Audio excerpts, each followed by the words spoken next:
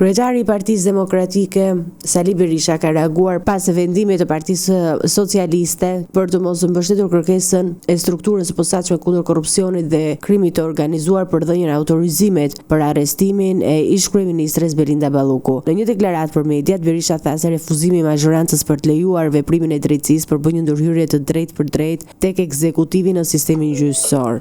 Edi Rama ju thash shqiptarëve sot se Belinda Balluku është e paprekshme, se skapi është një zero me bisht, se drejtësia nuk ekziston dhe se ai nuk ka ndërmend të përfill asgjë nga kushtetuta dhe ligjet e vendit. Gjatë deklaratës së tij, lideri i opozitës kritikoi edhe kryeministrin Edi Rama duke akuzuar se me veprimet e tij po pengon procesin e integrimit të Shqipërisë në Bashkimin Evropian. Dëshmoj më shumë se kur se është i gatshëm t'i përdor mandatet e tij të krimit si bajoneta kundër qytetarëve shqiptar dhe interesave të tyre, në tërësi dhe në veçanti për mbylljen e dyrëve të integrimit të Shqipërisë në Bashkimin Evropian. Nuk është çështje Ballukut dhe njëherë. Asnjëri prej jush nuk duhet të pranojë këtë narrativ. Është çështja direkte e Edi Ramës. Në fund të deklaratës, Berisha bëri thirrje për mobilizimin qytetar me 12 mars përpara kuvendit, duke cilësuar këtë protestë si një reagim demokratik kundër vendimit të mazhorancës.